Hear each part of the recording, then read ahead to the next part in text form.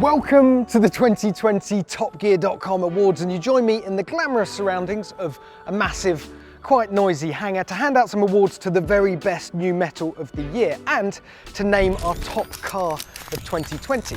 Now, normally at these car awards ceremonies, you have a bunch of journalists in bad suits handing out trophies to car bosses in slightly nicer suits, whilst quietly trying to consume all the bad wine and bad canapes. Don't mind if I do. That's disgusting. Nah. But this year, we're doing things a bit differently. We're going online, and not just because of the whole lethal virus thing, but because we wanted to bring you all along to the celebration to show you some cool cars doing cool stuff. So wherever you're watching this, welcome, and let's kick off with a quick reminder of what Top Gear's all about.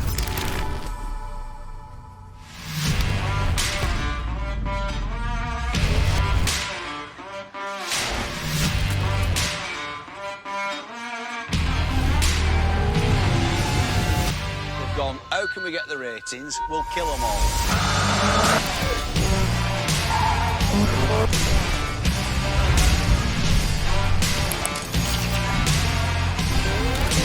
What a weapon!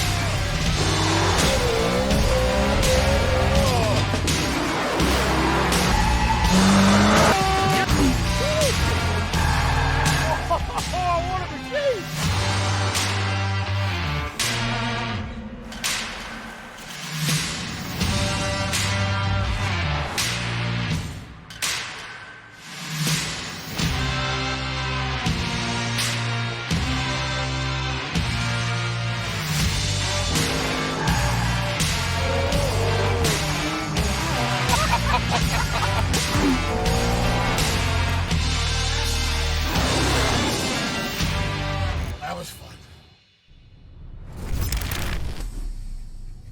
Right, we've got 18 awards to hand out, so let's get stuck in to dishing out some gongs.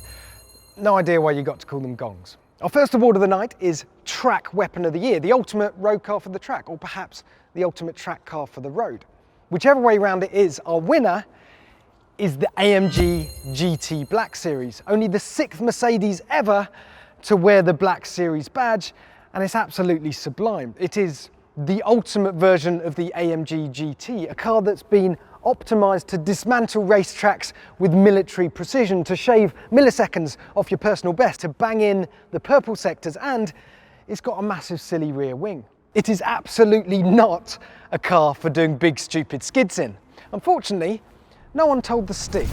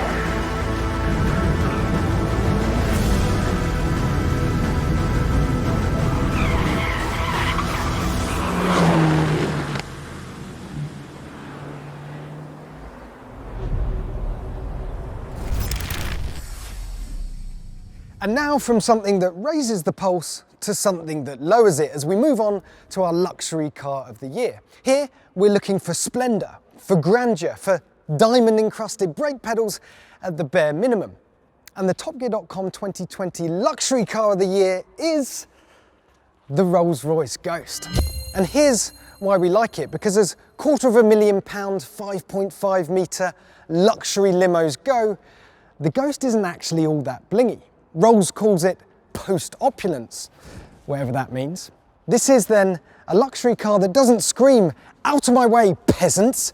It says quietly, politely even, "Out of my way, peasants, please."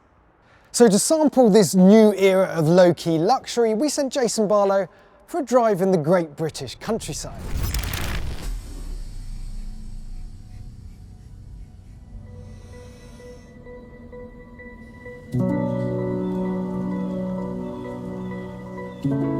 This is Top Gear's luxury car of the year. The fact is, nothing else turns the act of motorised forward motion into a more artful experience than the new Ghost.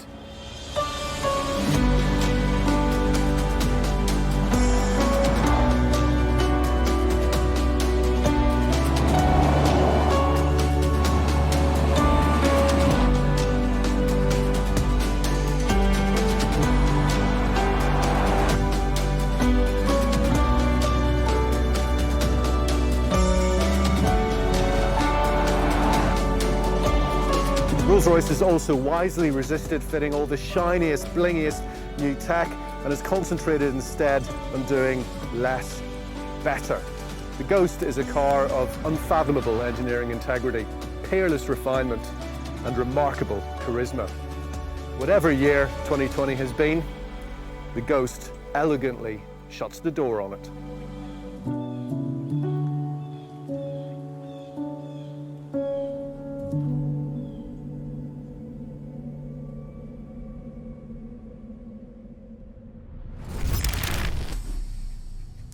The pride of Britain there, driving a Rolls-Royce Ghost. Moving on to the next award. Oh, and it's a big one, the Performance Car of the Year. And it goes to the Porsche 911 Turbo S. 911 Turbos have always been stupid fast, but this one is stupid entertaining. It's just fun in ways that previous 911 Turbos haven't been. At our big annual Speed Week test, we said that this was more impressive to drive than the McLaren 765LT, the Ferrari F8 Tributo, and the BMW M3 CS. 911 Turbos have always been ballistic missiles, but this one is a ballistic missile that makes you smile, as Chris Harris will now prove. Immediately, straight out of the pits, the sense of security this 911 Turbo S gives me is matched against the Ferrari. It's incredible. I'm on cold tyres and I'm straight in it, and the steering is so strong and solid.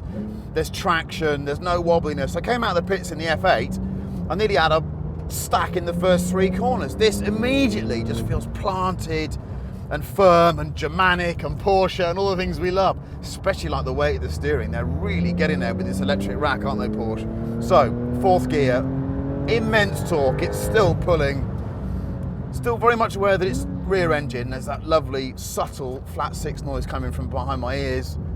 Oh, I do like the steering. I tell you, with that rear wheel steering, it's got a lovely sense of rotation. It just, the more lock you put in, you get this sense the car really wants to turn. Brakes, absolutely immense.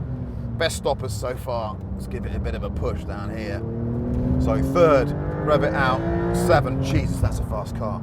Brakes strong, turning, absolutely superb. Understeer, not really much. It's finding grip in places that the other cars just aren't. Go on then. Let's switch everything off and see what happens. As they say in Stuttgart, you are on your own. Let's try with a little 2nd gear corner, see what she does with a bit of gas. There she goes.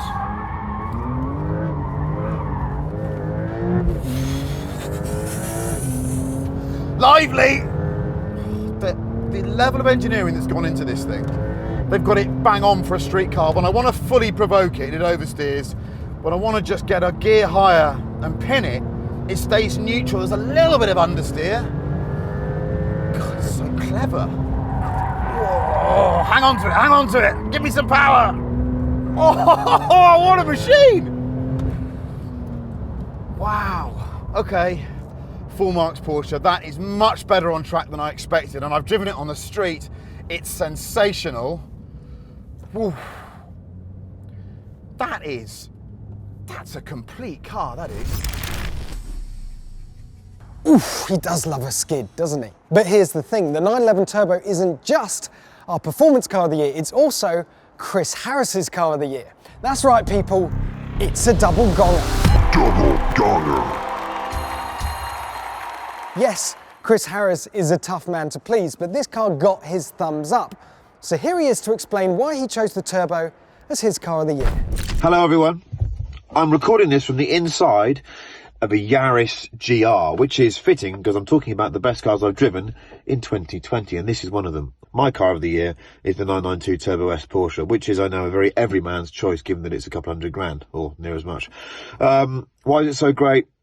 Because the paradox of the 911 just becomes more and more interesting as the car gets older, doesn't it? A car whose physics is fundamentally exactly what you shouldn't want turns out to be exactly what is good. The engine's in the back, so it should just rotate and spin off. But actually that rear engine now gives it natural inherent traction. And with all the other electronics going on, they've now managed to make a car that drives so purely and so easily, and yet has the space efficiency of a vehicle that, you know, you wouldn't expect it to have.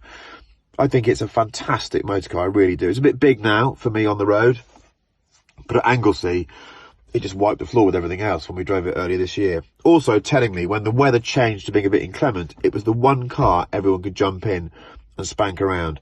Yes, it's been a strange year, hasn't it? Well, let's just hope that 21 is less bumpy than 20 was. Stay safe, enjoy your driving, and if you have the money, go and buy a 992 Turbo S and 4 or 5 different driving licenses.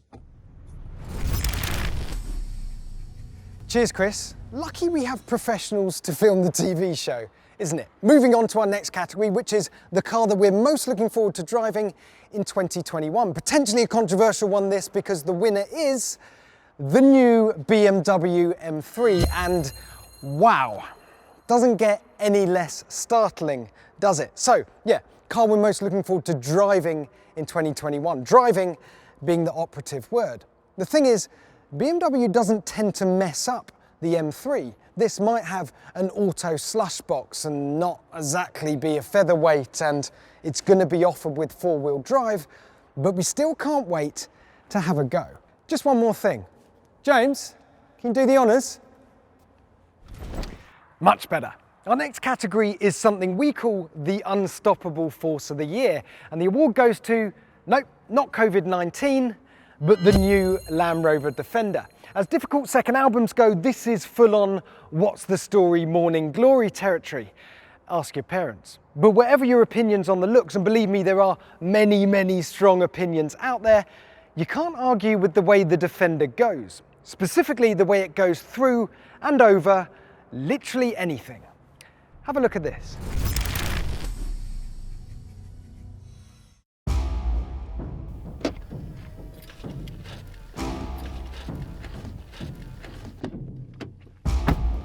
Right then, driving the new Defender. Quite a big moment, isn't it?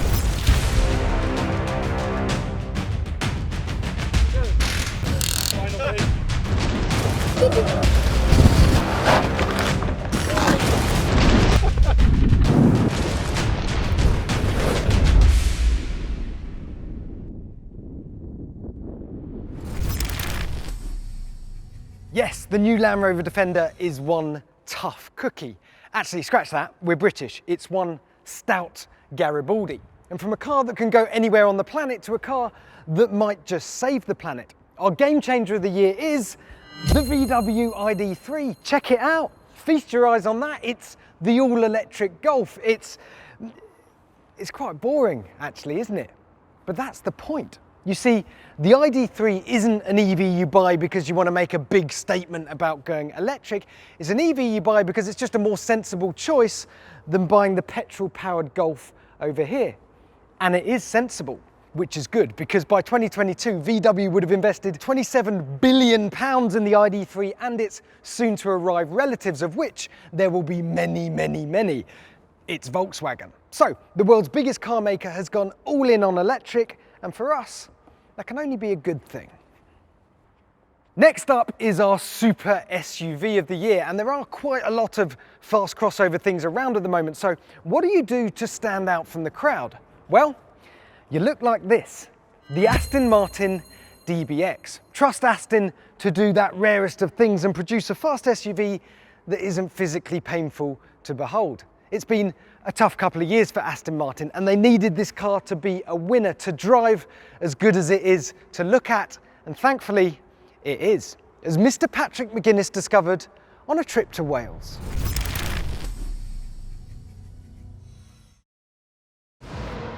And Paddy McGuinness in 3, 2, 1, go! Come on!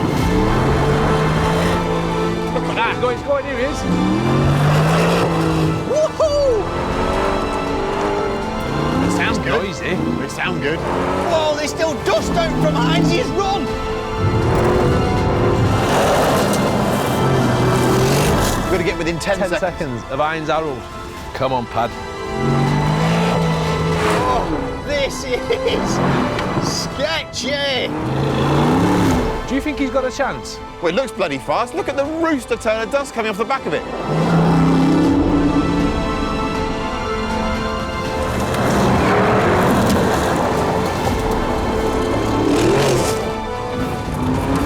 Come on. McGuinness was giving it his all. I am doing a bit of rallying in a £160,000 Aston Martin DBX.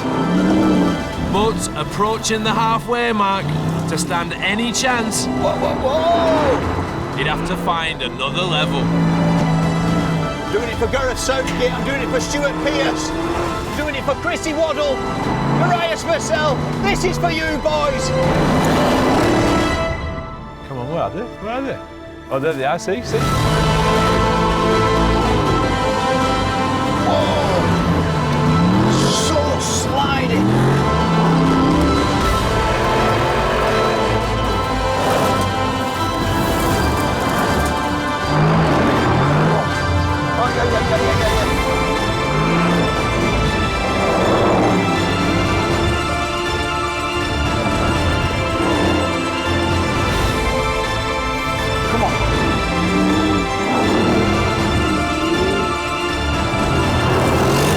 As Frenson barreled across the finish line, Come on! McGuinness had just a 10-second window to win.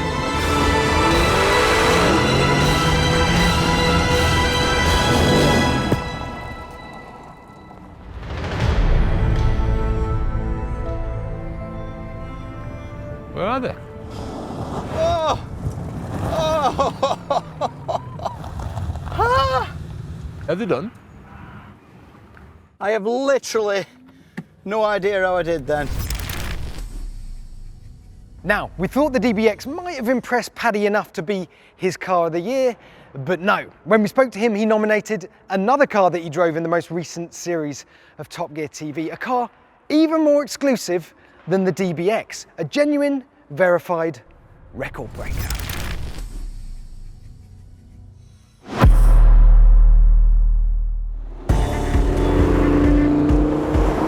Mr. Nippy, our all-electric ice cream van. And it's fast. Oh, trust me, it's fast. But how fast is it exactly? Well, we're about to find out. Stig! How you get, son? Leave the ice cream vans to me. There's a Ferrari over there you can have a mess about in. Looks a bit like an ice cream. Mini milk. A very fast one. I think Mr. Nippy is going to absolutely smash it today. Start writing the name in the book. The old McGuinness book of record, you know. What we've got here is a 1970s Bedford ice cream van plonked on top of a 1980s Land Rover chassis, all powered by 21st century electricity. It's a win-win-win. So, this is it. The speed to beat is 73.92 to get the new Guinness World Record. Come on, Mr. Nippy, we can do it. Let's go. I am practically lying down in my seat to get my foot as far down as possible on that accelerator, and I am not moving it. Come on, Nippy! Wow, it's rattling about. Come on, I'm pinned. Give me some more. Come on, baby. Come on, Mr. Nippy. Whoa.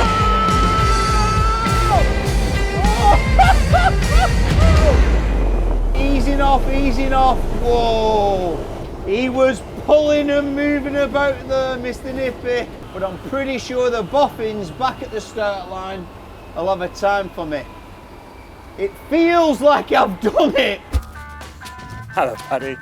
You've got a poker face. Here we go. I can't read it.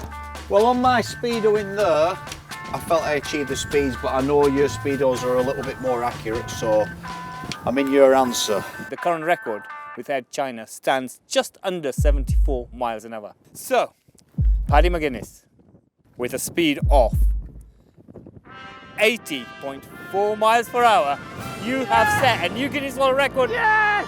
I'd hug you if I could. So we've done it! Well done. Mr. Nippy! Fantastic work. Paddy. Oh, what a moment. I think you should change the Guinness Book of Records to the McGuinness Book of Records. Just putting it out there. Right, well, shall I get the ice creams on the go? Yes, please, thank you. All right, thank you. There you are. He's, you wanted vanilla, didn't you?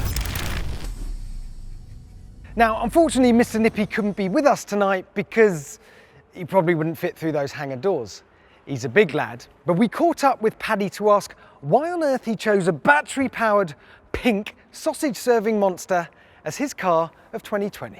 This year, I mean, I've been lucky enough to been in and around a lot of amazing cars, you know, the Roma, Tesla Model S, Bentayga, but there was one car, particularly an EV car, because I think in 10 years' time, that's pretty much what we're all going to be in. Or you'll see a hell of a lot more of them on the roads. But this particular one, for me, kind of has redefined the genre. The size of it, the performance, the looks you get when you're on the road, the capabilities with it are endless. And it was just an amazing thing to drive. So I think my car of the year is an EV, and that EV is Mr. Nippy. Oh yeah. I presume you're showing a clip of it now. Along the beach at Blackpool there. Wow. Amazing motor.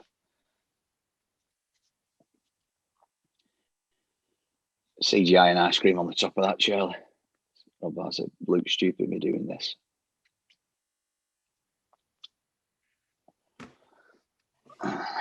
Sorry, ladies, if anyone's watching, I'm a married man. There you go then. Paddy McGuinness's car of the year is a car designed by Paddy McGuinness. And from one extreme electric creation to another, our eco warrior of the year is the Ferrari SF90. It's got 1,000 horsepower. It'll do 0 to 60 in very few seconds. It's the new Top Gear Power Lap record holder, and I'll probably say this next bit in my quiet voice, it's the first front-wheel drive Ferrari. It's also the first that you can drive on electric alone, the first that you can plug into the mains. In theory, this is a car that you could drive every day without burning a single drop of fuel. But frankly, when you've got an 800 horsepower V8 at your disposal, you're going to use it, as Chris Harris will now demonstrate. This is a Ferrari. And what really matters is whether through all its technology and clever driving modes, the SF90 still ultimately feels like a Ferrari should when you start to push it. Okay, so I'm starting in CT off, so now I've got traction control that allows a bit of slip at the rear. Let's see what happens. Look at that! That's not me. I've just got my foot buried on the throttle and it's holding it there for me.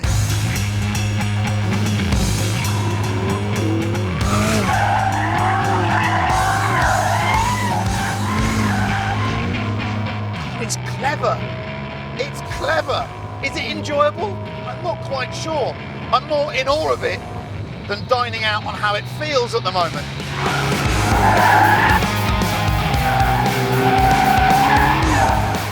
the way that it will hold adrift. The button should be called drift mode. It's doing it all for me. So, we know it'll make you feel like a driving god with the electronic assistant switched on. The question now is, what's a 1,000 horsepower hybrid like to handle with it all switched off? Right, here we go then. We're going to go through to you're on your own mode, ESC off.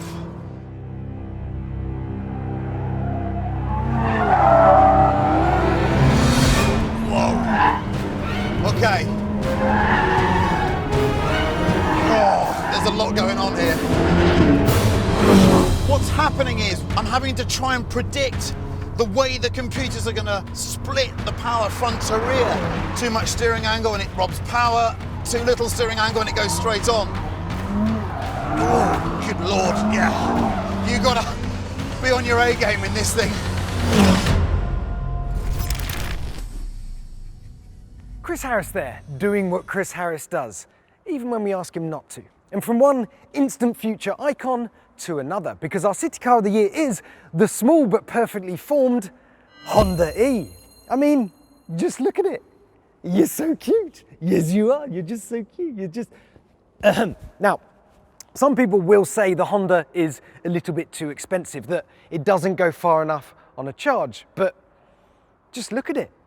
Don't you listen to the mean people. No, no, no, don't listen to them. No, no, I'm sorry, I'm so sorry. Look, the people that designed this clearly had some good fun, it's interesting to drive, it's got fish tank screens, and it's a car that knows its history.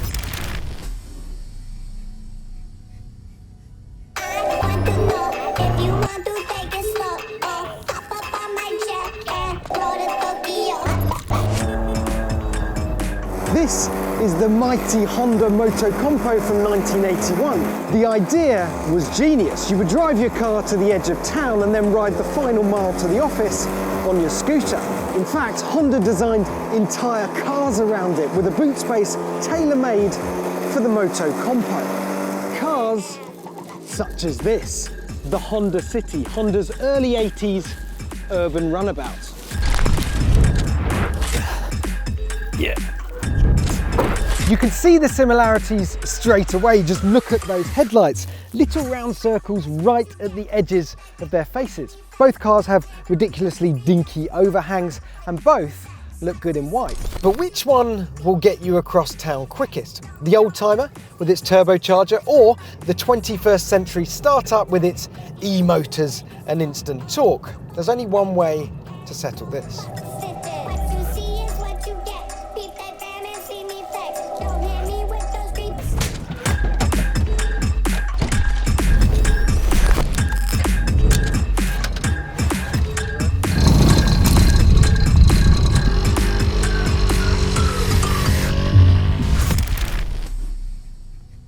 You'll be able to watch that full film and loads more retro goodness in a new online series we've got coming in the new year, so keep your eyes out for that. But yeah, Honda E, City Car of the Year, not least because it's the only city car I know that can do this.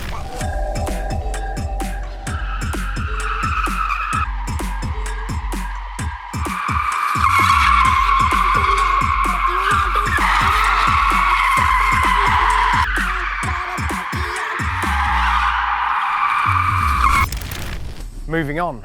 Retro is big in the automotive world right now. Singer, alcoholics, basically old new is the new, if you see what I mean. And with so much brilliant classic new metal around, our retro hero of the year had to be something a bit special.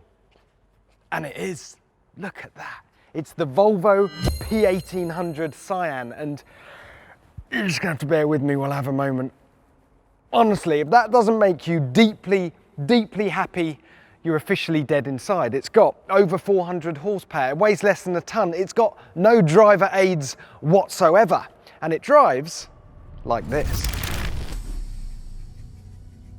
This is the P1800 Cyan, a 60s classic in 21st century clothes, a resto-modded, hot-rodded take on Volvo's long-lost coupe.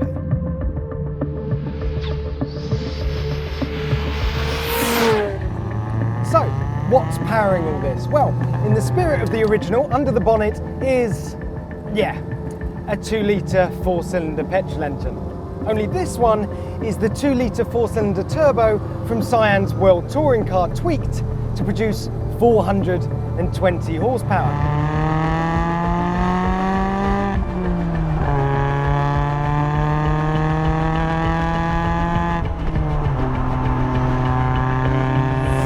But speed is only half the story. More important, says Cyan, is that it delivers a genuine rear-wheel drive experience. In other words, it's a Volvo that does this.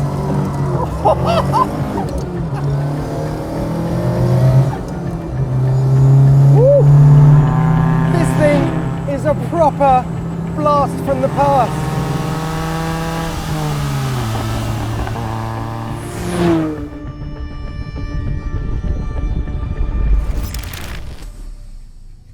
On the subject of retro, it's time for Freddie Flintoff's Car of the Year, the most memorable machine that our fearless human guinea pig drove in 2020. And for Freddie, there was only one choice. Yes, deciding fate hadn't been tempted enough for one day, Flintoff now wanted to take a shot at the big one. All right, how we going, Fred? You okay? I'm just turning around right at the end of the runway. I'm trying to give myself so much room. And make no mistake, hitting 200 miles an hour in a Jag that's 30 years old would be a big ask. Best of luck, Andrew. Thank you very much. I'll see you in a minute. I hope.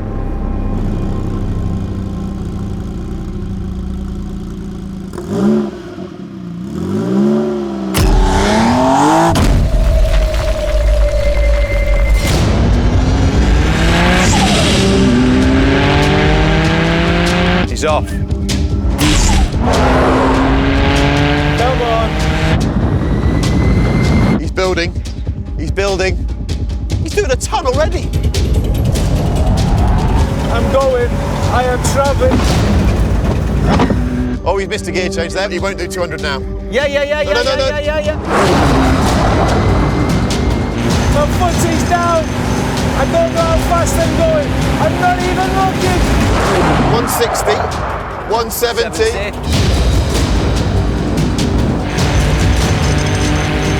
I'm trying to keep my hands loose, but it's becoming increasingly difficult. 19.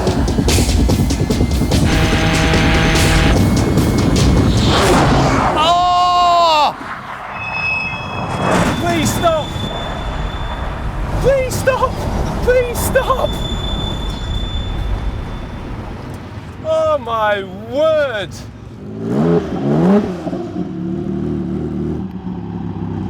Oh! Right. How quick do you reckon you went? I think it's the fastest I've ever been in a car. I had a glance down at one point, I was 180 and I was going faster. I think you did 195. I don't think it was 200 though. I think it was 195? I think it was 195. That was a warm-up. That was a warm-up. I think you get straight back in, get out there. I just got to let it cool down, Pad. Oh, I tell you what. I've never seen him like this ever.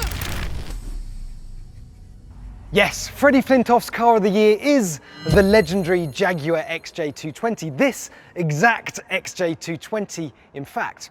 We all know the story, don't we? This was supposed to be a 4-wheel drive V12 scissor-doored supercar capable of 220 miles an hour. It ended up being a V6 rear-wheel drive normal doored supercar capable of only 217. But I think 30 years on, we're just starting to appreciate it. It's like a bottle of fine scotch, improving with age, and if you overdo it, you're going to wake up in a hedge with a terrible headache. But you don't want to listen to me, you want to hear why Mr. Flintoff chose it. So here's what happened when we caught up with him online.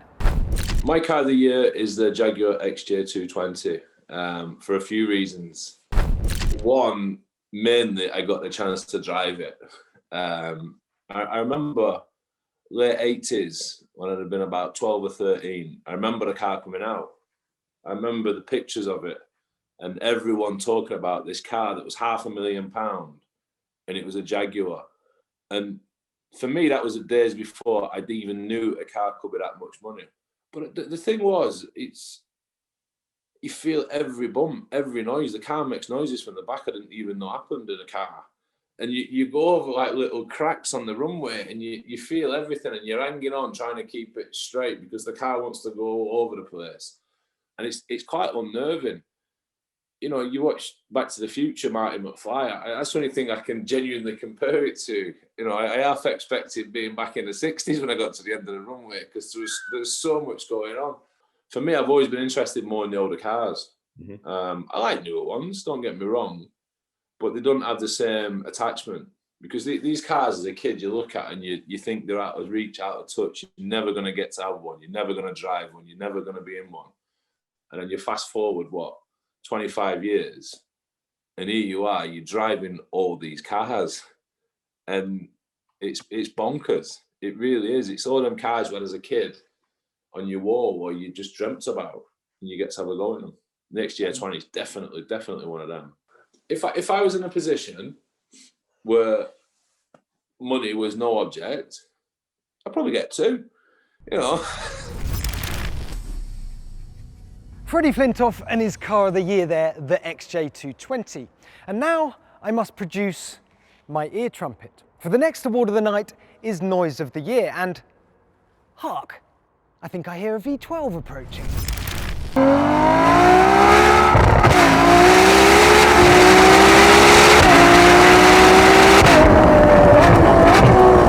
Yes, outside those hangar doors, ensuring we never get invited back ever again, is the winner of our Noise of the Year category. Let's find out what it is. It's like Christmas, isn't it? Quite exciting, this. Is it a catapult? Is it a Scalextric? Is it another knitted jumper? Nope, it's the Ferrari 812 GTS. There is no better sound in the world than a naturally aspirated Ferrari V12. This one is 6.5 litres. It's got over 800 horsepower. It's rear-wheel drive. It does cost almost 300 grand, but for that money, it's got an extra trick up its sleeve. Just look at that. That's worth 300 grand on its own, that is. And the best way for enjoying all that noise. And look who's driving. It's my boss, but also my bandmate in a recently formed Village People tribute act, Charlie Turner. How are you finding it, Charlie? What, the Ferrari? No, mate, the moustache. Oh, I love my moustache. Yeah. Have you discovered the beard oil yet? Not beard oil, but it does get shampooed on a daily basis. I've noticed yours is quite red. It is quite red, thanks for pointing that out, but then so's yours in this kind of sunlight, and quite a lot of grey around the edges, I have noticed. Bit rude. It's a bit rude as well. My top tip, a little bit of Vaz before bed.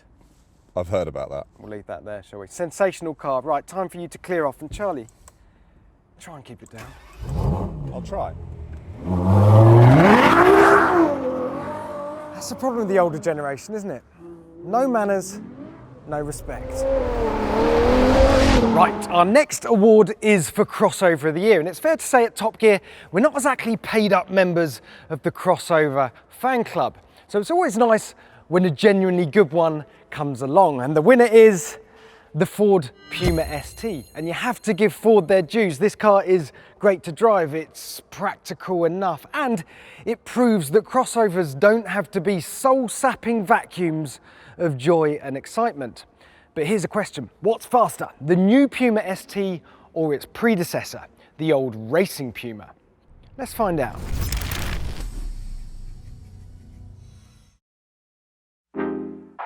Look, the whole world winced, us included, when Ford decided to slap the beloved Puma badge on a small crossover. But fair play to them, they gave it the ST treatment and snatched victory from the jaws of defeat. So, to get some closure on the whole situation, we thought we'd have a little race. A pumped up version of the new Puma versus the pumped up version of the old car. That gorgeous little racing Puma over there. 197 horsepower versus 155 horsepower, but the old one weighs about 185 kilograms less, which is why I'm slightly worried this could be close. 3, 2, 1, go.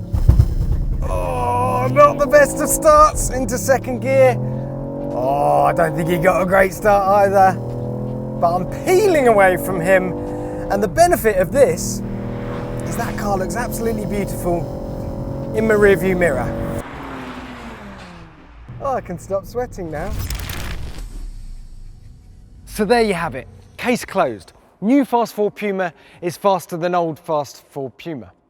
And now we must move on to Manufacturer of the Year, the company that has impressed us most across its entire lineup. And as you can probably tell from the large number of Fords surrounding me, the Manufacturer of the Year is Proton. Not really, it's Ford. You see, Ford has been taking some real risks this year. Cars like the Mach-E, the Bronco, the Puma ST, they're gambles, but interesting gambles. And at the same time, its mainstream models, the Fiesta and the Focus, are still top of the class to drive. Now, when we told Ford they'd won this award, they said, great, would you like an acceptance speech from our CEO, Jim Farley? And let me tell you, when the CEO of one of the world's biggest car companies sends you an acceptance speech, well, you play that acceptance speech. So here it is. Huge thank you, Jack, and the whole Top Gear team. What an honor it is for Ford to win the Manufacturer of the Year award. And I'm so honored to accept on behalf of the whole Ford family globally. We're so excited about our new European products, the Puma, there's so much coming. And we have the new Mach-E, the Mustang Mach-E, which reminds me, I gotta get back to work. Cheers, Jim. Just one tiny correction. It's Puma. Puma. He'll get there. He hasn't been in the job long. Just 2 awards left now, and the next one is a biggie. It's Hot Hatch of the Year. You see, we're in a bit of a golden era for hot hatches at the moment, so we gathered together the best of the recent arrivals for a shootout at the Top Gear test track.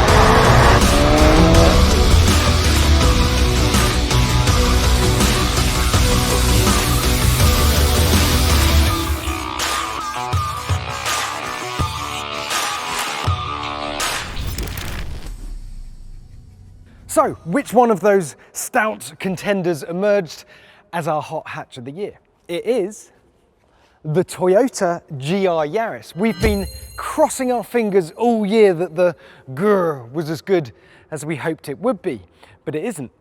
It's better. Under there is a super light 1.6 litre 3-cylinder turbocharged engine with over 250 horsepower. It's got a proper manual gearbox. It loves the handbrake turn. It's got 4-wheel drive system that can send 70% of the power to the rear axle. And best of all, it's just a riot to drive. They'll even sell you one for around 30 grand. So if you haven't bought one already, please do so immediately. And now it's time for the final award of the night, or morning, or mid-afternoon, depending on where you're watching this. It's the TopGear.com Car of the Year. But which car is going to follow in the hallowed footsteps of previous winners like the BMW i8, the Porsche Taycan, and the Fiat Multipla? Yeah, not quite sure what we were thinking with that car. But anyway, it's under this cover, and clearly it's not a Caterham. But what is it? It's a big moment, this, isn't it? You can literally smell the tension in this hangar. Sorry. It's all right, we're all nervous. The TopGear.com Car of the Year 2020 is...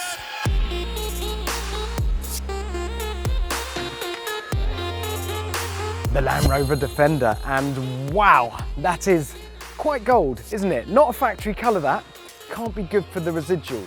The Land Rover has knocked it out the park with this car. Actually, scratch that, we're British.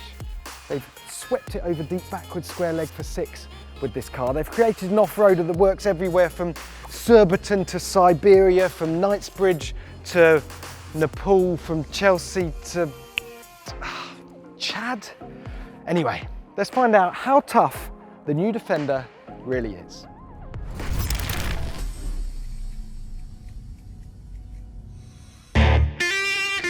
This is the new Land Rover Defender, and it is Top Gear magazine's unstoppable force of the year because it's one of the most rounded SUVs on the market right now.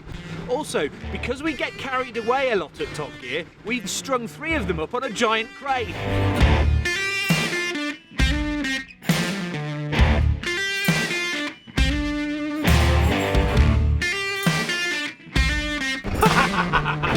The power! The power!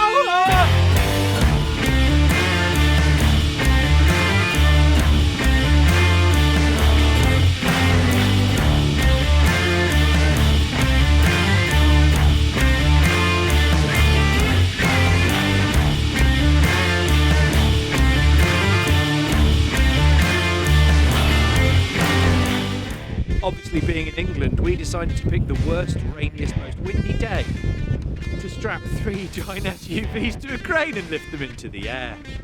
I got quite excited when they all went up in the air because these are actually real Defenders. When they spin round, you can see there's absolutely nothing been changed. They're not just shells, they've got engines, they've got transmissions, they are real. And because this is so awesome, we've also decided to make the new Defender Top Gear magazine's Car of the Year. Look at my baubles! Look at them! This is amazing! Who else gets to do this at work?